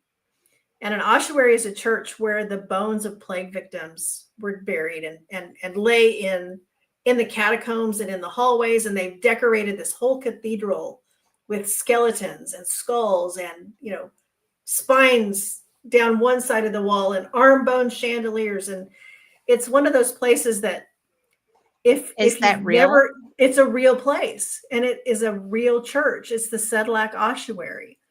And so I have never been in the Sedlak Ossuary, so I had to imagine what it would look like for Lauren to go in. She's in trouble, and there's people after her and forces after her that are trying to destroy her. because they don't want her to find these mysteries. And they want to take what she finds. Again, they're looking for the missing pages of the Devil's Codex. And so that was one of those places that it creeped me out after I wrote it. And it still creeps me out. The idea is creepy. Yeah, but setting can play such a rich character in your book. Absolutely. Lauren is originally from Oklahoma, and we haven't really learned why she's claustrophobic, but it has something to do with an incident that happened when she was a child. And I haven't actually written it yet. I know what it is, but I haven't written it yet. But it's something everybody in Oklahoma will relate to because they've probably lived it. So. Well, now my interest is piqued. Yeah. What book are you going to put that in? I think that's going to go in 9 or 10. Okay. I will be there at that. Yeah. I'll be ready for it by the time you get it done. Yep. But I just think that, I don't know, the concept of all these places, she's going places that I would love to go. Yes. And not all of them are going to be accessible for me. Plus I'm old. Mm-hmm. So, right. We have budgets and there's political unrest and well, especially here. But right. Who would have ever thought one of the that books we'd is be set in the Middle East, and there's the conflict between Syria and Sudan, and book 7. I get into that a lot. I am going to love that because, political science major, but I love international stuff. Yeah. And when I like Mark Eddy so much, especially right now. Thank you, Mark. But it's so much fun as long as you're just studying it. Yeah. When you start getting into the personalities and stuff with it, it's horrifying. Yeah. Like the Jordanian prince being burned. I mean, there's just things that once you see it, you can't unsee it. Right. And the fact that they did that as a live feed was pretty rough. And, so when I do need to stop for just a minute. If you are in chat and you have not done so yet, you need to put the hashtag into the chat room.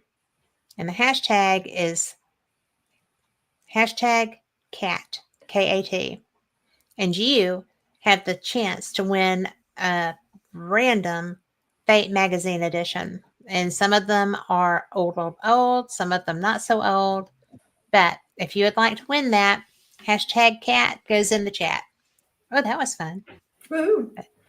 Look at me rhyming. Yeah. But,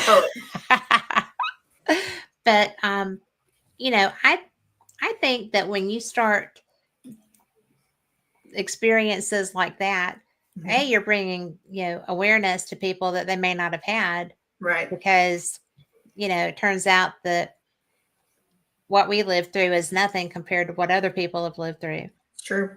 And also when you're talking about stuff that is period related, it's weird that going through books that are, your heroine character is current. Right. But you're still touching on history. Right. I think that's a great way to write. Yeah. And I just love that. Yeah. The timeline of the book is kind of set, the way the timeline of when I wrote it, the original book is 2009-ish and then 2012-ish. Only because the Mayan apocalypse was so specific on dates. After that, everything just kind of gets to the point I have to struggle with the timelines. It's so muddled. But again, it's my world, and you can't tell me I'm wrong. Absolutely. I'm the author. If you don't like it, you go write your own book. And if you're going to time jump, that's on you. It's fine. Right. Exactly. And I intentionally did not write the pandemic into my world. It didn't happen in my world. But I'm currently, the books I'm coming out with now are kind of in modern timeline. And I'm actually going to get ahead of myself at some point because I'm getting them out so much faster than when I first wrote it, because I didn't have a path to publication. To write a book in 2007, 2008 and not publish it till 2020 gave me plenty of time. So I knew my characters and I knew the world that I was writing in. And so now I'm writing in a world where geopolitical conflict is such a part of our everyday reality that my characters have that as well. Well, And they get sure. drawn into it because they're traveling across these borders in countries that are closed or are on the brink.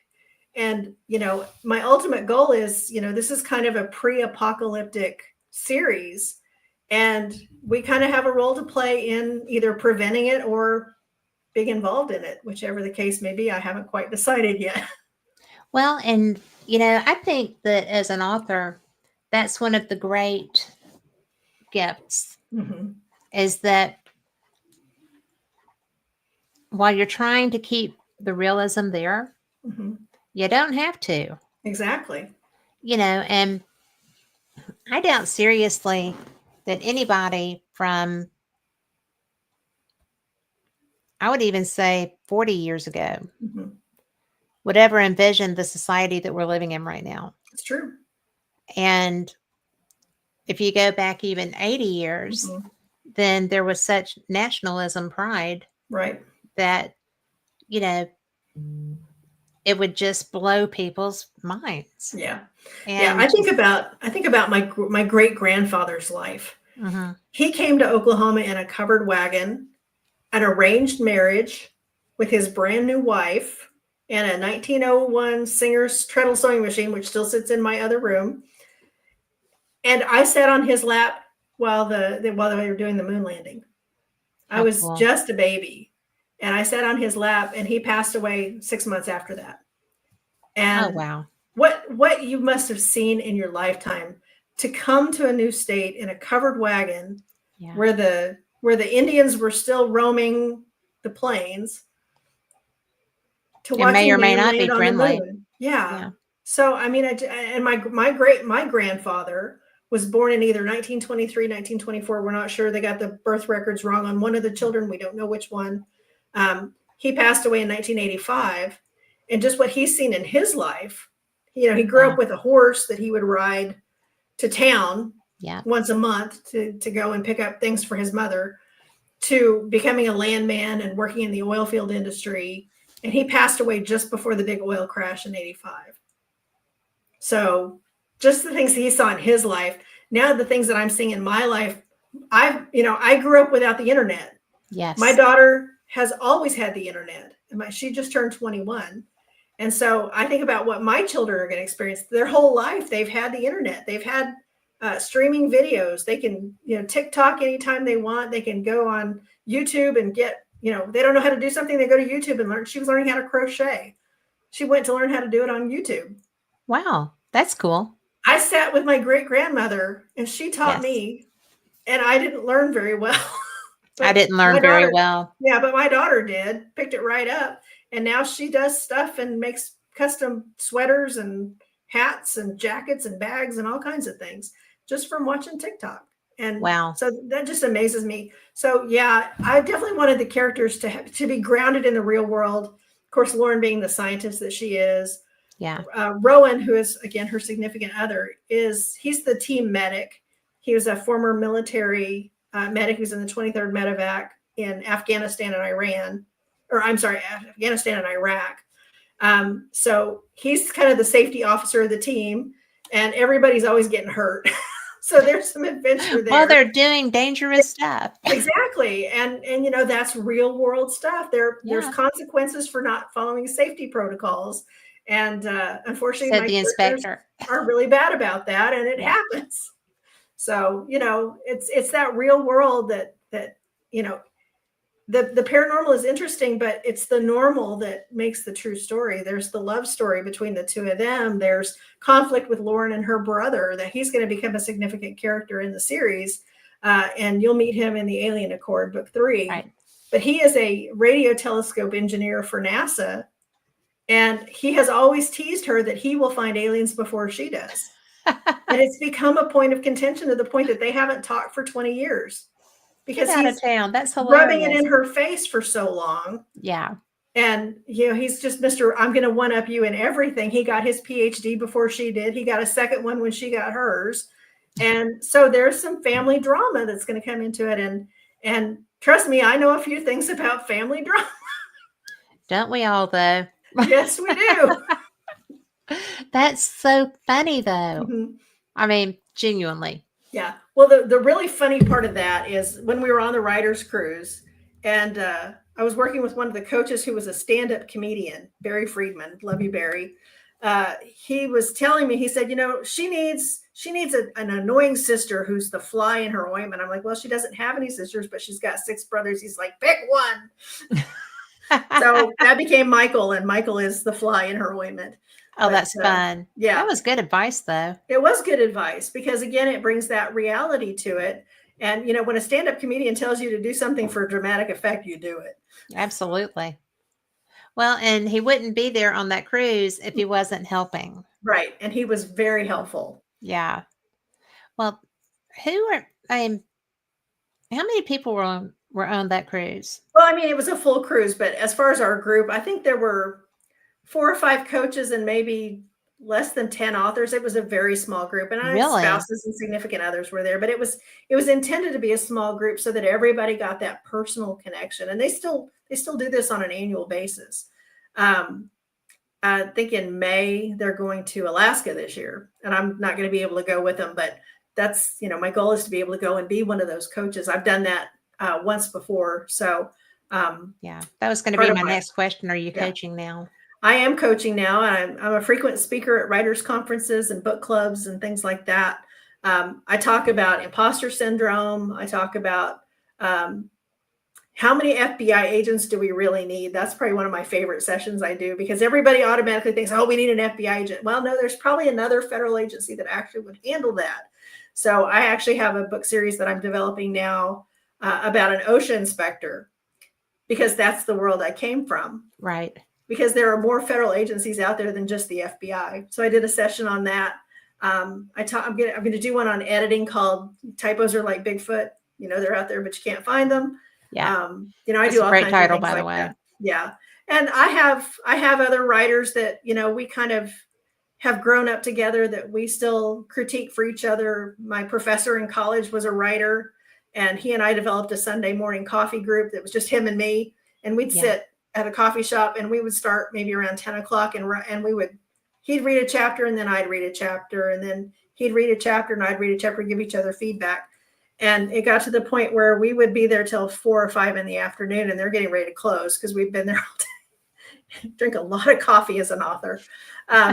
But you rely on people. We write alone. And that's the thing that authors really struggle with is we're alone. This is a lonely profession, but we need each other. There's no way you're ever going to get ahead without somebody giving you a hand up or, a feedback or a critique. Those book reviews are so important and it's so hard to get. And I don't understand why it's such a challenge. It's like, if you read a book, please go and write a review. You don't even have to have bought the book on Amazon, but Amazon is where you can do the most good because that's where people find their next read, more or less.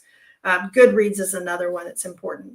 Yeah, I like Goodreads. Yeah. So even if it's just, hey, I really love this book and I'm looking forward to the next one. It doesn't have to be a long, drawn out expose. Here's the plot and da da da.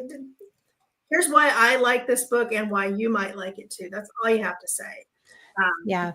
So important for authors. That's how we build a following and how we build our name. And that word of mouth marketing is worth more than we can ever pay.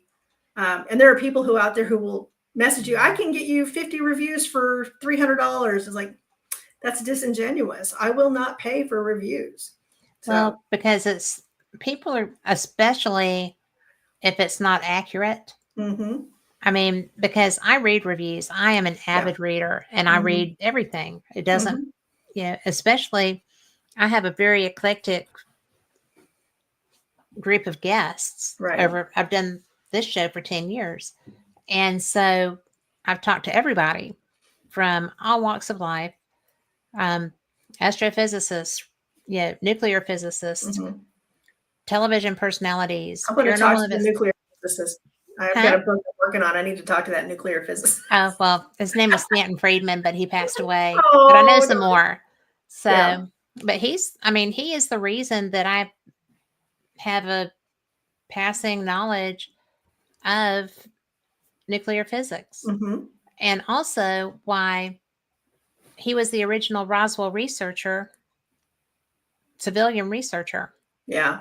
And so, yeah, he's written so many books. He writes with a woman named wrote with a woman named Kathleen Martin. Yeah. And I mean, you can gather so much information Mhm. just from Yeah. them. And I was fortunate enough to be able to interview him several times, but I got to talk to him a lot more than that. Right. And so it's important. I mean, I buy books based on reviews, Yep. and Yeah. I'll find a author that I like, and I mean, because I read quickly too, so I'm whizzing through a series, and I'm kind of like, this is great, but we need the next one. Yeah. This is Well, great, but we need you're the in next luck. one. Yeah, you're in luck because you have a few you can't get caught up on. So Yeah. yeah, I'm and looking forward to that too, because you having really those are. experts, yeah, that's such a blessing to have an expert that you can reach out to. If it's not something in your wheelhouse, it's hard to write about it if it's not something you really know well and Yes. come off as credible. I've been really lucky to have several really good resources. You know, when I'm getting into law enforcement, I know quite a few police officers, highway patrol. I've got one gentleman who consults with me quite a bit on law enforcement procedures. I was at WriterCon last year and was having a conversation with somebody about my experiences at the Murrah bombing. And there was a guy at my book table who stopped, and you could tell he was kind of listening, which is, you know, we're in public. It's perfectly okay to listen and eavesdrop on our conversation. But he was looking at my books. So he could stay there all day and I wouldn't have cared. Right. So when I got done with the person I was talking to, he turned around and he goes, "You work at the Murrah bombing?" And I'm like, "I did." And so we got talking about it. He'd worked at the Murrah bombing. And I said, "Can I ask, you know, what you do?" And he goes, I'm an FBI agent. He said, "I'm here for training and I'm staying at the hotel and I just came down because I'm bored and I was trying to find out what was going on." He said, "I see in your books that, you know, you write about FBI agents." He said, "If you ever need any help with that, I'm your guy. I'm getting ready to retire." And I said, Cool. "Let's be honest, you're here about my browser history." And he goes, "Maybe." So I actually asked, "Yes, you are here about my browser history." So yes, they are looking at that. I think I did a That's social so media post funny. about that this week. So yeah. That is so funny. But yeah, true story. You never know where that resource is going to come from. Well, you do not. And, you know, the odds of me coming across somebody like Stanton were Yeah. almost none. But Yeah. the reason that I made an impression on him and him on me was that I had left a message and asked him to call me or email, and he called me, but I couldn't find my phone, and I answered the phone call on my watch. Oh yeah. And I mean, I've that's when done the that. watches were new, brand new. Yep. And so, and then, you know, when I answered, he was like, "This is Stanton Friedman, and I had a message to reach out to someone at this number." And I'm like, "Oh my Shut the God." front door. I'm like, "I'll have to call you back. I'm on my watch. Yeah. And I actually said, "I'm Dick Tracying you." You know? And so I I knew got what off that the phone. meant. Yeah. I got off the phone. I called him back, That's and he was like, funny. "What is this Dick Tracying you're talking of?" And I was like, "My Talking to you on watch." my watch. I said it on my watch. He was like, "You did?" He's very, very, you know, Yeah. formal and old Yes. school. He was in the original atomic testing and stuff. So, Very you know, it cool. was so wild. And I just loved that guy. He was one of the nicest humans I've ever gotten the chance to meet and talk to.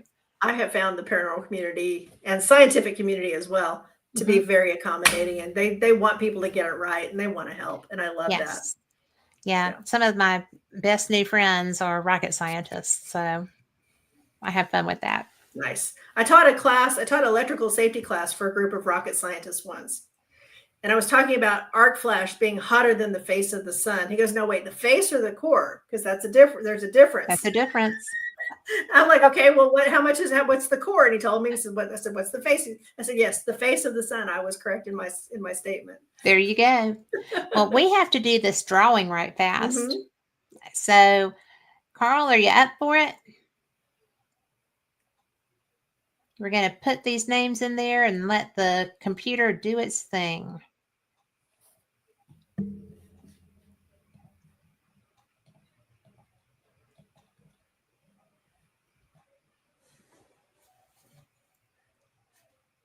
Where it stops, nobody knows.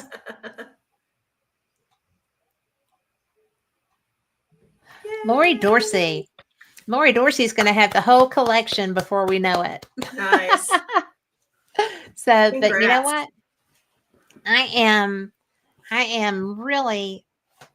am having the best time talking to you. I can't believe we're almost out of time. I know. There's Where so did it much more go? to learn from you. So you're going to have to come back. I would love to. I mean, I just really have had so much fun talking with you. You're a great person, a great guest. Thank you. So thank you. And so tell people, I know you've got conferences coming up Right. and a website to share. Yep. So my website is www.author.betseykulakowski.com. I hope you have show notes because that's a tough name and a hard spell. I get it. Yes. Once you get there, you can get to all my social medias. I'm on Facebook, Instagram. I spend most of my time on Instagram. I'm new on Threads, same username. I'm new on TikTok, same username at author Betsey Kulakowski, author Betsey K. I try not to spell that out any more than I have to because the Betsey is hard enough with that extra E in there. It is. It has the, yeah. Yeah. You can find me on Pinterest is important to know because Pinterest is, every book has its own Pinterest board. Okay. And all the inspos for the book go on the board while I'm working on it. And I don't make the board public until the book is published. But also Lauren's recipes from her campfire cuisine will go up there. Symbols and images and just anything that inspires me or kind of is related to the book will go on the Pinterest board while I'm writing the book. And I've done that since the very beginning because I'm a Pinterest girl. I like getting on there and seeing what people's ideas are. I have my casting picks for the characters. Some of them have probably aged out now, but I don't care. This is who I think, looks like Lauren and who looks like Rowan. And who do you think looks like Lauren? Well, I always thought Angie Harmon would be perfect for the role, but again, time has passed. Yeah. But she's Cherokee. She's Native American. I want a Native American actress to play her if it ever gets made into a movie or a television or miniseries or whatever happens with it. I have actually pitched it to an agent from Universal, an acquisition agent from Universal Television. She said it sounds like a great story, but I hadn't gotten the book published. So I'm going to try to circle back around to her now that I've got enough to show that I could do a whole miniseries or a whole series or a bunch of movies. Yeah. I mean, whatever the case may be. And they'll help you with treatments and stuff. Yeah. Yeah. And I know a couple screenplay writers who could totally go in and do the screenplay for me. But you can find me on my website, find me on social media. I'm very active there. Again, Instagram is probably the one I'm the most on. I post every day. There's always something new on my socials. So interact, shoot me a note, say, hey, I heard you on this show. Let me know where you heard me.